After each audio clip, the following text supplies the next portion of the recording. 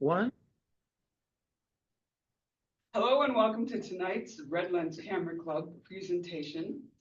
Our presenter tonight has been known to obsess over her iPhone photos and overposting on Instagram. In her spare time, she thinks about traveling, printing, imagery, making candles, and mixing new colors. In 2019, Rose launched a cyanotype workshop to get her hands dirty again and reintroduce this vintage art form to a new audience interested in becoming skilled with alternative photographic processes. She is also producing award-winning content for a variety of outlets. Currently, Rose is the photography director at Emmy Magazine. Please welcome Rose Cephalou.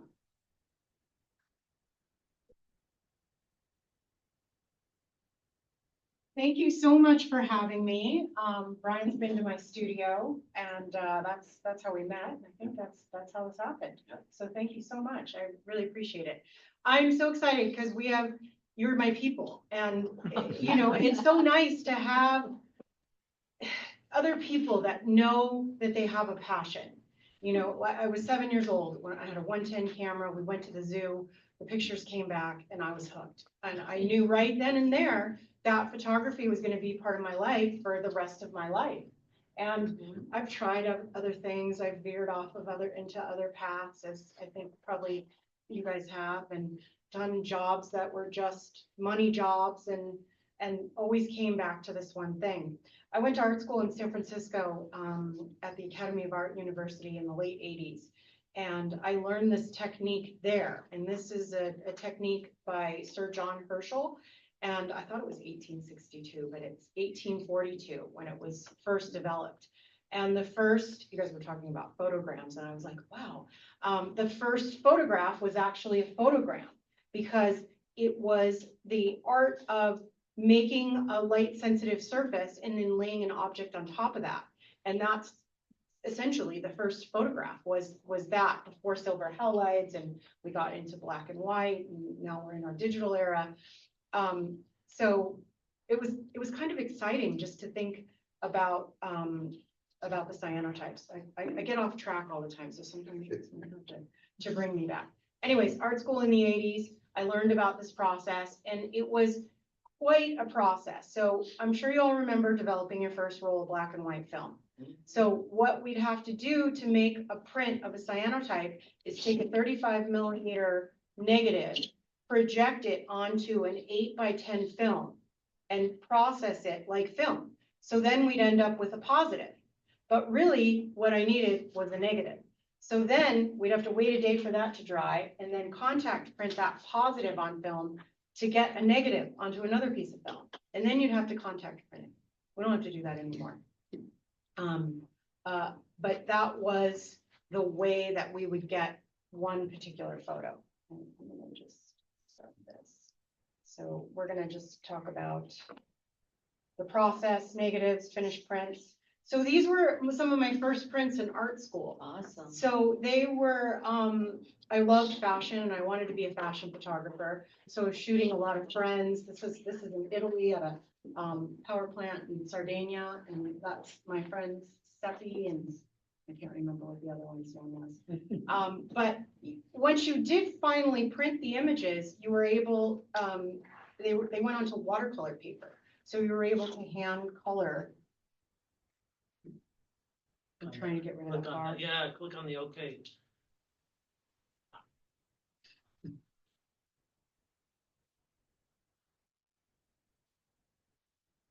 Yeah, no problem. So, so you're able to manipulate the image by in so many different ways by just being able to print on watercolor paper.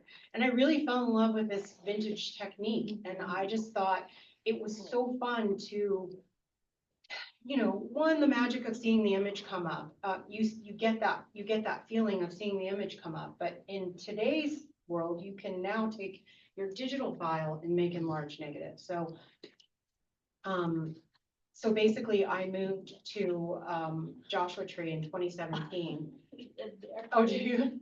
And I loved it, and I fell in love with the landscape. I basically just got priced out of Los Angeles, and I thought I could live in Los Angeles and live in a apartment the size of this podium here, and be a slave to a mortgage, you know, and a ridiculous mortgage and HOAs. Or I'd been to Joshua Tree a couple of times, and I was like, it's pretty cool out there. I'm gonna go look. And I ended up with under $200,000, bought a big, nice size house and on a nice piece of land. And I thought it would just be a weekend place, but I fell in love with that landscape, and it was just absolutely magical. Like, who knew there was so much out there? And I'd been out there for photo shoots that I'd produced and thought, who lives here? Like, but there's such an incredible art community there, and there's so much there. And I'm sure you guys have all been out there on the new moon to photograph the Milky Way. If not, it's something you have to enjoy. I mean, the wildlife is crazy. I was just talking about scorpion hunting with a black light. Like, it's absolute magic. So Yes. I moved out there, and I thought, because my day job, I'm an art buyer, so I produce all the content that goes into the magazine for celebrities. So I hire celebrity portrait and fashion photographers to shoot celebrities for the Television Academy. So that's when I graduated from art school. I didn't want to be a photographer. I took a class where I worked at a magazine, and I had to put together a magazine with people that were graphic designers and painters and clothing designers. And I thought, God, this is really cool. I want to do this instead. So instead of going that route of being a photographer, I went the route of being a photo editor. So I was the person that hired the photographer. I didn't even know that job existed. So I interned in Los Angeles at a magazine that was called Detour, and in the 90s, and it was really popular, and it was really fun. And I got to meet, I met a lot of people, and some are absolutely fantastic and some are horrendous when it comes to celebrities. But more importantly, I got to meet some of the most amazing photographers in the world. I got to work with people like David LaChapelle and Stephen Klein and Ruben Afonador, and just names that I know from the other magazines that they've shot for. Anyways, fast forward to 2017, bought a house, fell in love with the desert, and thought, you know what? I was an agent for a while too. So I had a stable of photographers that I would get jobs for, advertising jobs, and I'd take a percentage of their fee. But I got to the desert and I said, you know what? I'm not doing anything for anyone else anymore. I'm going to go back to what I love, which was the process of cyanotypes. So I started making prints. I thought, this is the perfect environment. Like, we've got an abundance of sun, 360 days a year of sun, basically. And this insane, weird Seussian landscape. And I started making digital negatives. So that was the beginning of it. And then, so 2017, I bought the house. 2018 in February was my first cyanotype class.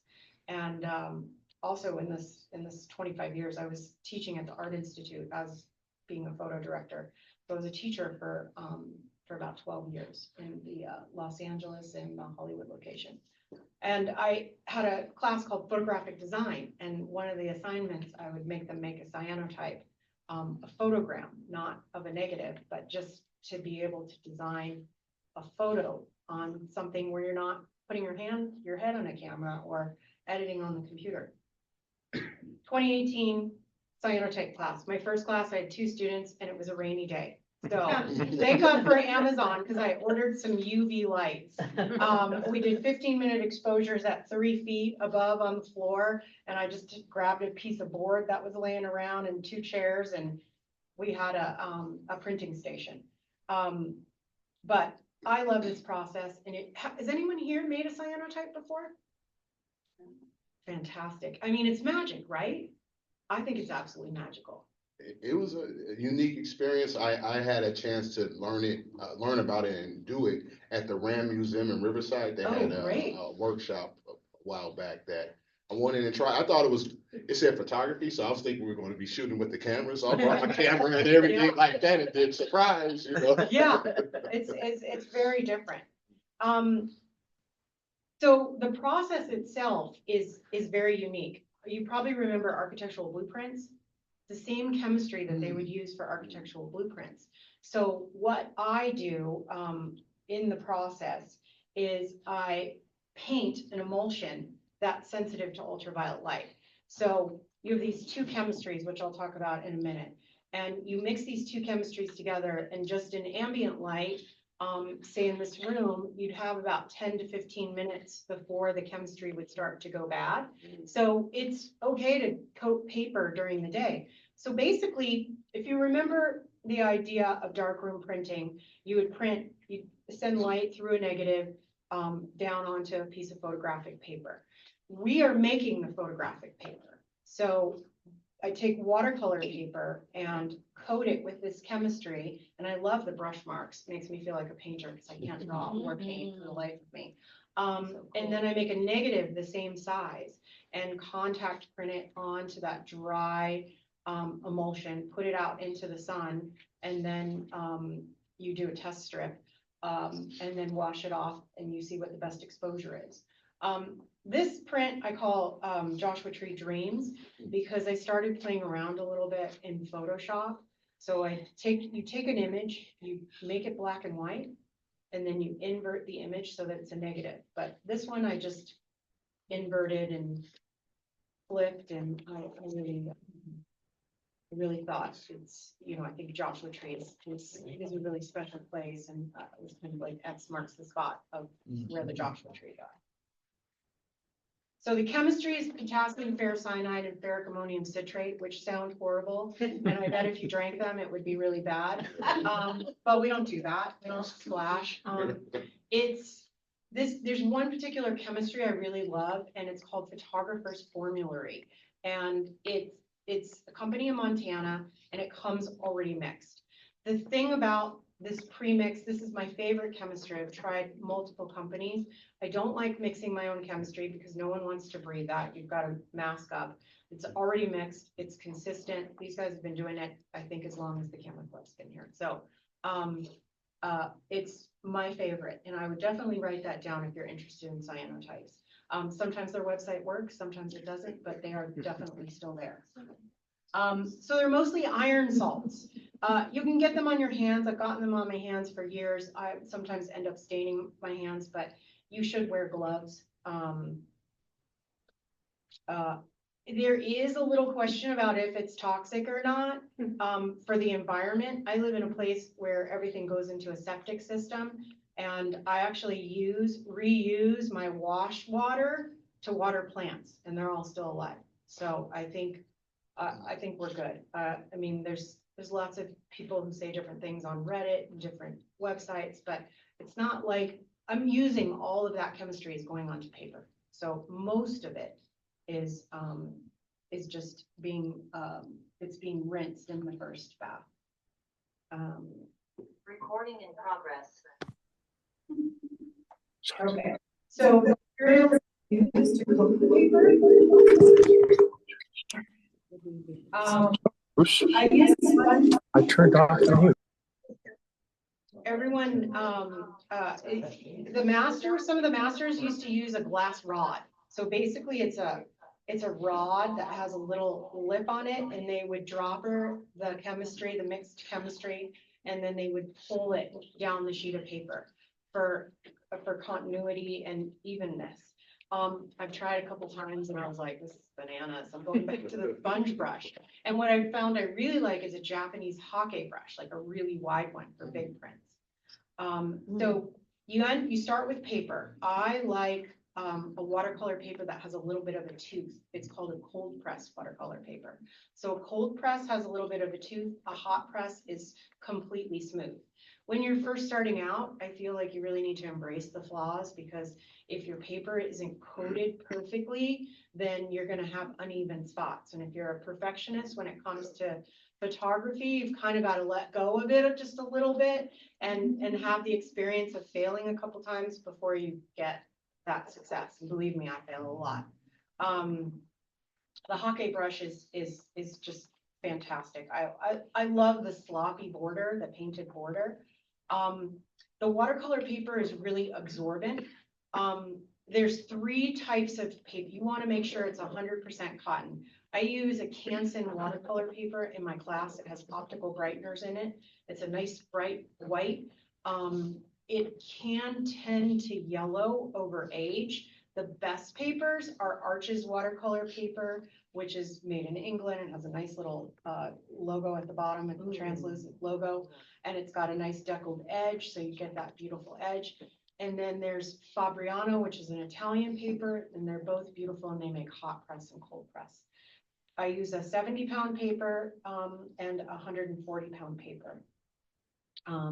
I love making enlarged negatives, so I'll take my beautiful massive file from my Canon R5, turn it black and white, and then print it onto a piece of acetate. I brought samples so you can see all this too. Print it onto a piece of acetate and then print it onto the paper. And I love the effect. I love the effect that you get with a really big sensor and a great camera and all the detail that comes into play, turning it black and white. Now, how do you make it into a negative? There's many ways to make it into a negative. The easiest way, if you're working in Lightroom and Photoshop, is to just take all the color out. If you're in Photoshop, take all the color out. And then there's a button under edit that says invert. All of a sudden it's a negative. And then you go and you print it on your inkjet printer. I have a really nice inkjet printer. I love it. It's an Epson 900. And the first one I bought was a Canon Pro 100, and it was about $700 with a $200 rebate. And the ink tanks are teeny tiny, so that's where Canon gets you, is they get you on the ink. And I met with a professional in Los Angeles at the one photo place that's left. I can't think of the name of it. Not Sammy. It was the other. What's it called? I can't think of the name.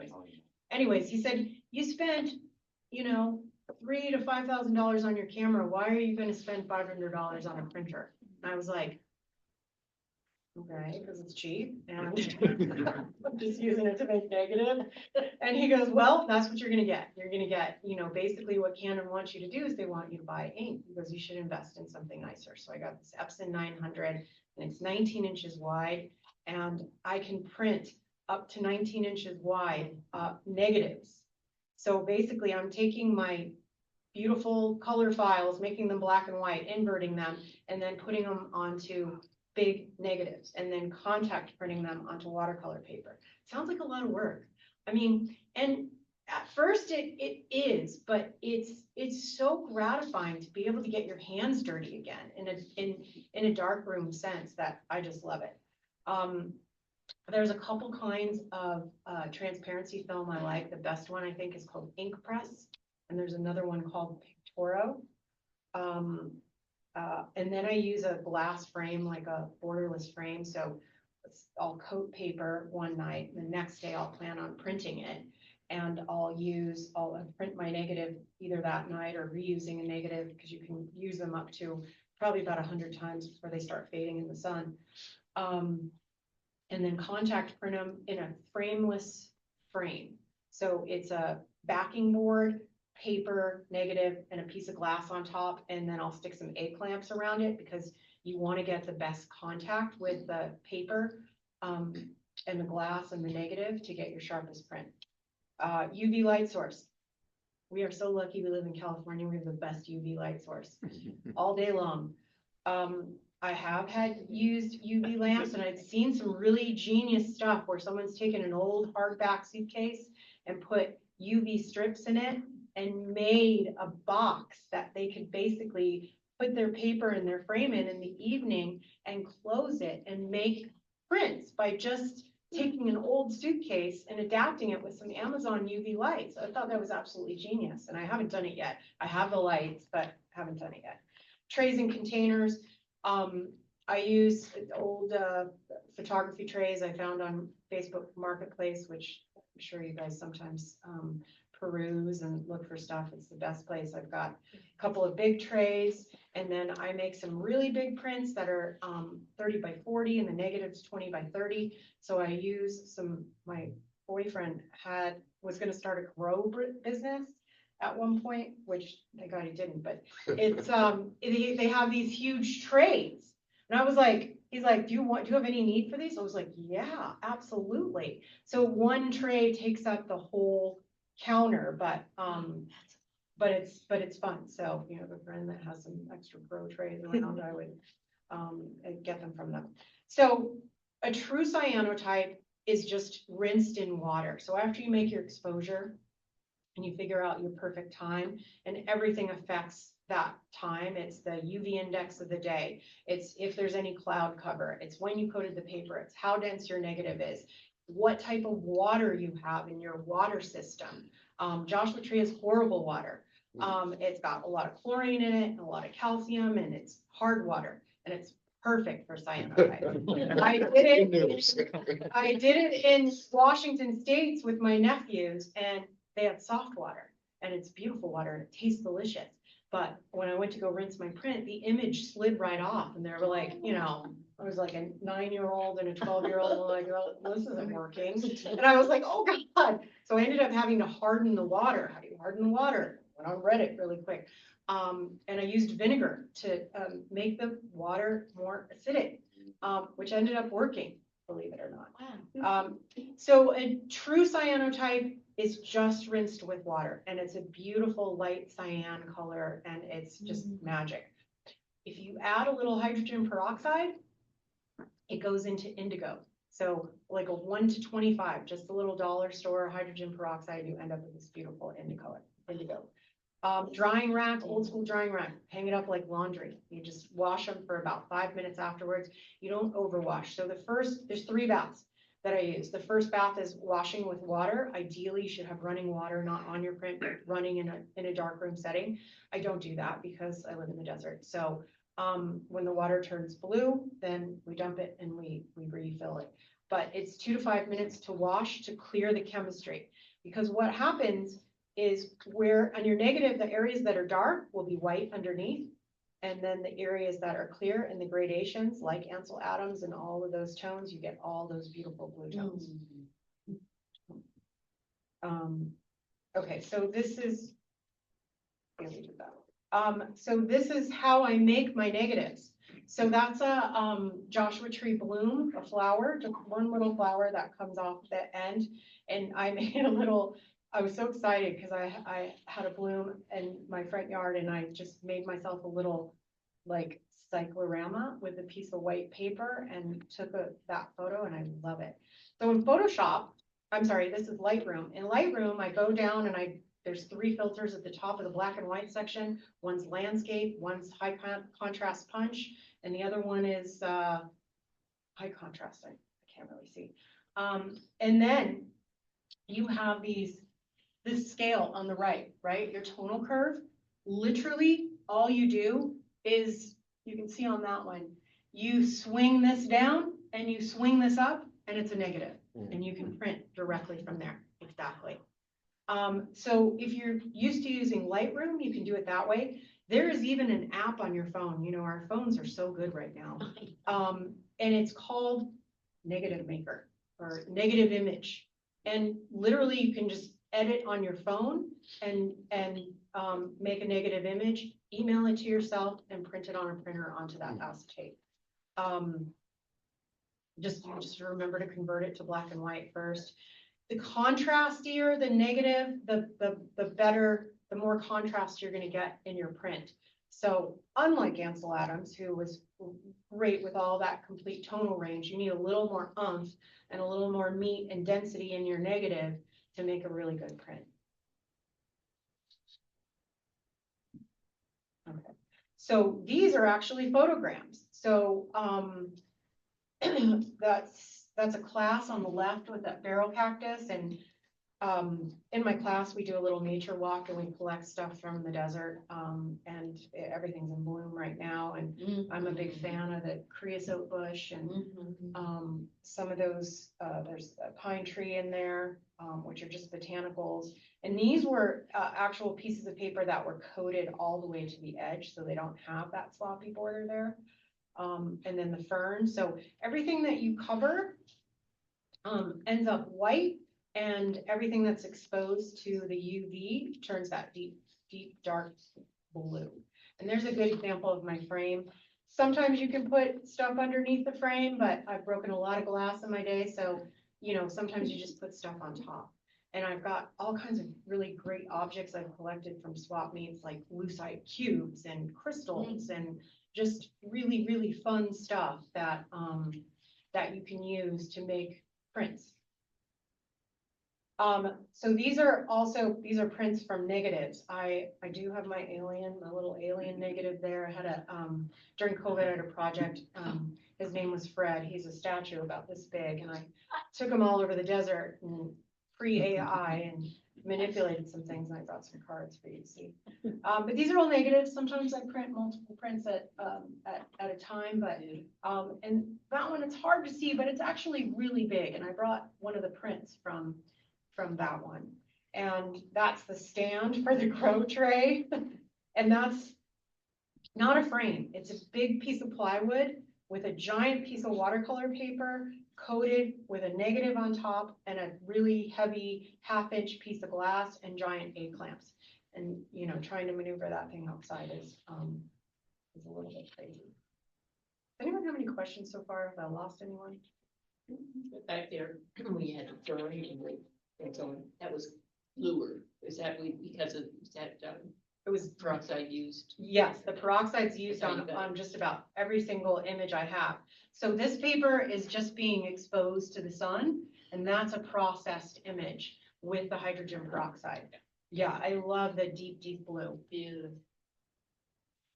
So the negative is what I've really grown to enjoy. I don't have a printer to print a 20 by 30 negative, so I have them done in New York and have them sent out. Next thing I want to do is get a 30 by 40 or 30 by 50 negative and make a even bigger print, but I'll need some help. So the processing, we talked a little bit about it. The first one goes in the water, the second one goes into the hydrogen bath, and then the third one back into water. It's really, really simple. You don't need a lot of chemistry at all. It's just such a fun process. Final images. I display them in a bunch of different ways. This is another one called the Joshua Tree Kaleidoscope. I was really interested in manipulating and mirroring images for a while. That one's called The Big Storm on the left. And these are some images on the bottom in my studio of some Joshua trees and some aliens. And I like to frame them in nice white frames. I recently just had a show in Palm Springs at Savage Art Gallery. That's where we live. Oh, yeah? Yeah, at Savage Gallery at Flannery Exchange, right off of Palm Canyon. And, huh? Oh, thank you. The owner challenged me. She said, I'm thinking maybe if you could print them not so stark and maybe have them be a little bit softer, a softer profile on like a more natural paper, because I print on a real bright white paper. And I thought, you know what, I'm gonna take you up on that challenge. And then she showed me a frame that she really liked, which was a beautiful maple frame. And I couldn't find an off-white paper that I liked. So I ended up printing on watercolor canvas, which, oh my gosh, and then having them wrapped. So like an artist has a canvas that's wrapped around a frame. So I printed the whole show the first time and I didn't leave enough. I took it to the guy to wrap the canvas and he goes, there's not enough room. Like I can't wrap, you need to leave me 3 inches on each side. Past, and I was like, oh my God. So I ordered like 2 more rolls of this watercolor canvas and reprinted the whole show. Anyways, I brought one so you could see the difference. And I was really happy with how they came out. So Savage Gallery is gonna be the home of the soft, beautiful canvas prints. Oh, that's Integratron? Yes, that's Yes. Integratron Yeah. and Landers. So you can tone, cyanotypes are just a bounce off point. There's so many things that you can do. So that one I think was toned in coffee. And I've also toned in black tea and green tea. And green tea will give you basically a black and white print. So what you do is you take your finished print and you soak it in like, 10 bags of green tea and just keep it agitating in a dish pan or whatever. And you get your desired intensity of brown and white. So it's almost like a Van Dyke brown. Not quite a palladium print, but it's fun and it's durable, and to see the whole mood and atmosphere of a print that you've printed change, I think is pretty exciting. The one on the right is a photogram of a plant in my backyard, and then I just hand painted it with watercolor and pen and ink. So again, it's just a bouncing off point of places that you can go when you make cyanotype prints. Didn't earlier you say you couldn't paint for anything, or you couldn't I brush can it? paint in the lines. That's really good. That's really good. But it's like a coloring book. I made a coloring book beforehand. But thank you, I'll take it. I carry a little, I have a little watercolor thing I carry around, but usually it's when I'm bored or having a cocktail, and I'll paint a picture of a cocktail, but that's all I can do. So these are, you guys have probably, somehow I put an orange line on there. These are some gallery shows that I've done. I have a little store in Joshua Tree. I brought you one of those panoramics to see in one of the big Joshua trees. The creosote prints at the bottom, those were green tea, and those sold. And they remind me of sort of like a Japanese print. But that's the creosote bush that goes all over the desert, and it's pretty incredible. These are all negatives that are 13 by 19 printed on 18 by 24 sheets. And then that big one is rolled out watercolor paper and printed with a giant negative. I do classes. I'm a shameless self-promoter, so I brought brochures for my classes. Maybe we can organize a class where all you guys come and I'll give you a huge discount. But I've done classes with up to 14 people in my shop. I used to do them at my home, but I don't do anymore. These are some big photograms. So this is actually not a cyanotype. That is a gum bichromate print, and it's done with a dichromate. And the traditional way is you would do a red, green, and blue and black layer to create one color photo. So, but dichromates are really bad and cancerous and poisonous, and they will literally burn a hole in your skin. So you have to Ghostbusters up and play with the chemistry. But I like to use the traditional chemistries unconventionally, and that was just a bunch of stuff, something that looked like a moon. That was a series I did called Moon on the Mesa. And it was a lot of local botanicals with a big old rusty lid from something that looked like a moon. And one of those is still in my studio. I have some really great resources for you. The best one ever is called Cyano Masters, and you can see the people that are sort of excelling in making cyanotypes, and that's on Instagram. There's a woman, her name is Julia Whitney Barnes, who does the photogram botanicals, and she can paint.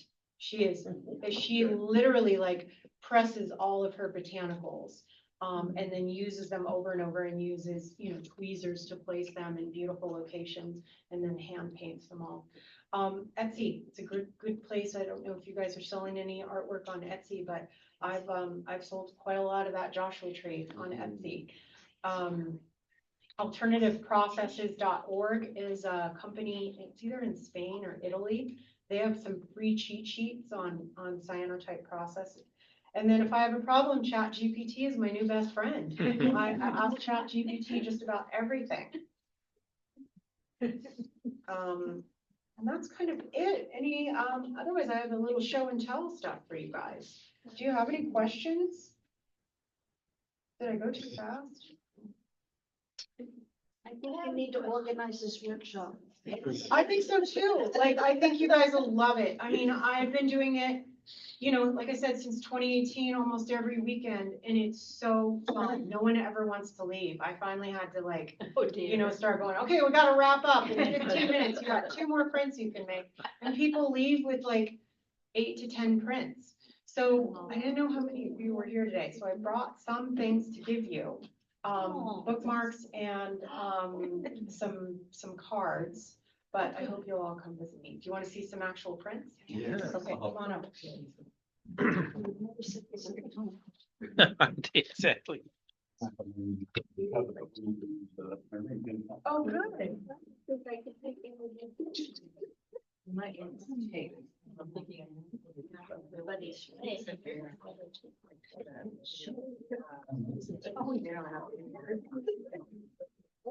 Oh, God, I would love that.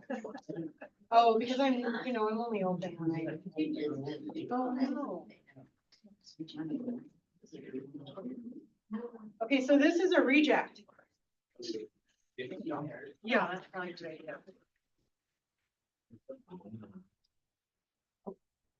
That's a reject. That's a reject. Your painting is a reject. Looks great, does. You know why it's a reject? Because I didn't have a piece of glass that was big enough, and I didn't like what the edge of the glass showed. And then this didn't have the continuity in the coating. It's not ink. People think it's ink. It's not ink. You're welcome to touch it. This is the full press watercolor paper I was talking about. That has a bit of a tooth. This one is, this is a negative that I made on my printer. A lot of you, I don't know if you experimented in Lightroom and made some of Excuse me, those, sorry. stitched together images. You use that stitch feature in Lightroom. I only use That would be Lightroom. fun, Classic. to share your. And there's if you're taking a picture of a landscape, you can take 3 pictures raw and then stitch them all together. So this was a negative that I made with that Epson P900 printer. You're welcome to feel that, touch that. Again, that's a reject. Why did you Freestyle. reject? It's not something I'm doing in my That's a kitchen. printer. Why did you reject that? In fact, I don't Why mind reject? all Yeah. that. I like the coating to be a little bit more consistent because the whole Reminds side me should of some prints I used to do with my grandma. This is one that's been toned in, this is the Hanson, these are all Hanson watercolor paper. And this one was been toned in green tea, which you guys are welcome to. Are you gonna do the tone? So is the green tea The tone of pentacles? she wanted it What in days I gotta a darker, at the gallery, you said. You Oh, wanted this is, softer. she wanted softer, so I printed on canvas. Okay, this is a watercolor canvas. So you can see how this is sort of a less graphic image than this. So these have been stretched onto stretcher bars. This is one of the ones that was too small. Cause I took it to the guy, I took 6 images to him, said, okay, I'm ready, I got them all done. And you know, after 3 big rolls of watercolor stuff, and he's like, it's short. And I was like, what do you mean? He goes, I need another 3 inches on each side to wrap them around the Yeah. frame. So, you know, sometimes failing is your best friend, because then you learn from that. But I kind of like it just the way it is. It looks like you even did it to yourself. Your bag, your purse. We did it. So this is a creosote print. These all have a little hydrogen peroxide. So I don't have any true cyanotypes because I like the contrast. I like a little bit of punch, especially if the negatives are not. So, the negatives are not so dense. Okay, so I was hoping we'd still have some light, but we don't have any light, so. But this is how, in my class, everyone gets a frame and they leave with like 10 prints. How long does it take to do one thing?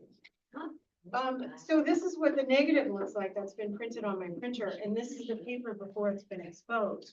We don't have any UV light in here, so we can't make the exposure, but it's been sitting here for a little while. We might be able to take a look at it. So before we do anything, when we make a print, we make a test print.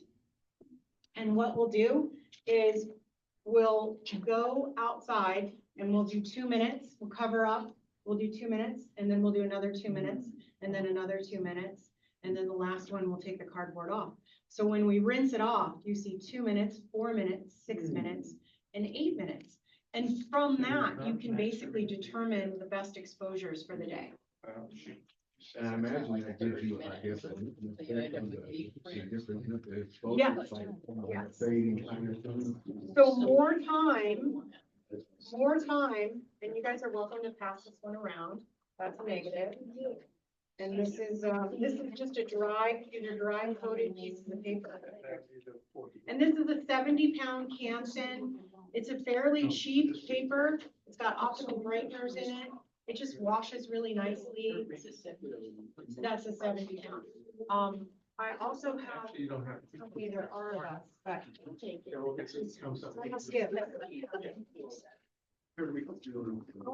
So I don't know, Cheryl, how you want to do this, but I do have brochures for everyone. So you can take a brochure and a business card. If you want to pass it around.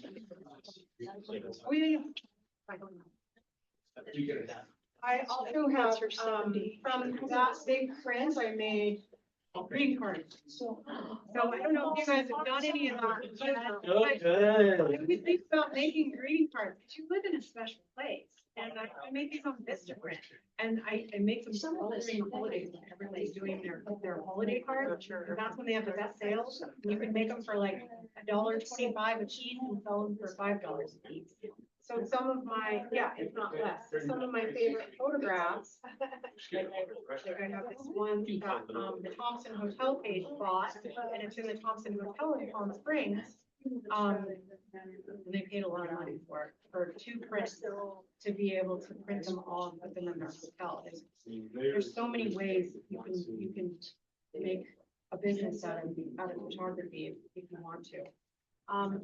So I brought cards that you guys can all have one of, and then I also brought some bookmarks that are cyanotypes that you can look up.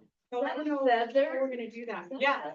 So in my class, everyone gets to make at least 3 bookmarks, and you have tassels, and you make bookmarks of these are crystals, so photographic crystals.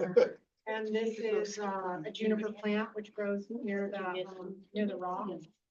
So I didn't bring enough bookmarks, so I don't know how we're gonna do this. But oh, this can go that way. For beauty. I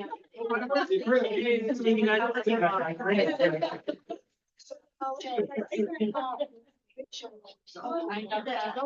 I do the same thing. Oh, yeah, so this is part of my alien series. So that's my alien. That's the little guy you created.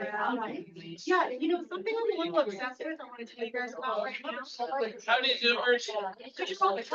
I'm sure you know most of your role. Zoomers, I'm gonna go ahead and stop the recording here. Hey, Bruce, thank you for walking around with the camera. That was very nice. Thank you. You're welcome. And They're giving away stuff. I think we're done on this side. Great seeing y'all. Thank you. Well, Hey, can I ask you a question? The bigger the negative. The more so you can look. Can I ask a question, Bruce? Yeah, go ahead. Do you know, I don't know if you have a Mac or not, but I have a MacBook Pro and I upgraded the OS to the Sequoia, the most recent one, and it will not open my CR3 files anymore. Do you know if anyone else is having trouble with that? I have CR3s. I have not had that problem. What kind of camera? It's a R5, a Canon R5. This is probably a 140. Let me ask Thomas. I don't. You want to send? If you want to send me a one of your files. Okay, thing is, it was opening before I upgraded my OS, and then I upgraded, and literally the next day, they won't, like, some of them won't open now, and some will. It doesn't sound right, but email me one of your files, bruceherwig@gmail.com. Okay. And then I'll see if I can open it on mine, because I've got a MacBook using Sequoia, Lightroom, and all the same thing. Okay, perfect. All right? Perfect. Thank you. Thank you. Have a good evening. You Good too. night. You Night, too. night. Bye.